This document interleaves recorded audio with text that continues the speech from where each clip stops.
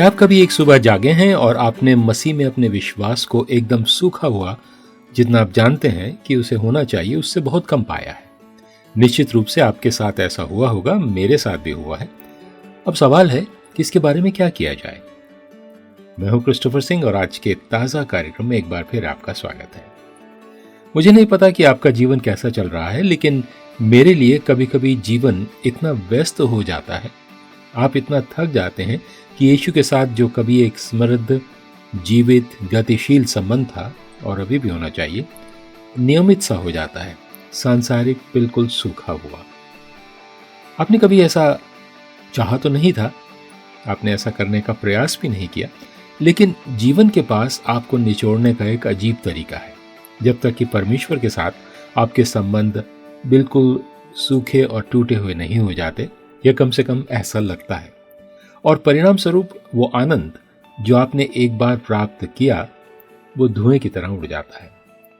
जो काम आप कभी उसके नाम पर करने की सामर्थ्य रखते थे, जैसे परमेश्वर द्वारा दिए गए दान का प्रयोग करना, अपने आसपास के लोगों की सेवा करना, कठिन से कठिन होता जाता है।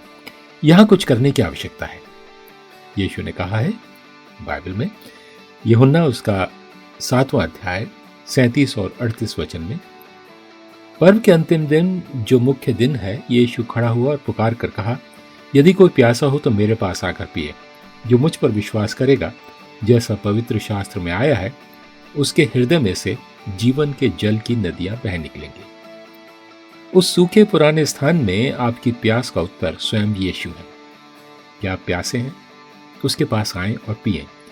जीवन जल का ऐसा गहरा घूंट जो न केवल आपको संतुष्ट करेगा, लेकिन जब तक आप में उसकी आत्मा इतनी अधिक नहीं हो जाती कि वो बहुतायत से आपके अंदर से छलकने लगे। जैसा किसी ने एक बार कहा था, यीशु का एक घूंट नदी नहीं बल्कि नदियां बन जाता है। यीशु के पास आएं और पिएं। ये परमेश्वर का ताजा वचन है आज आपके लिए।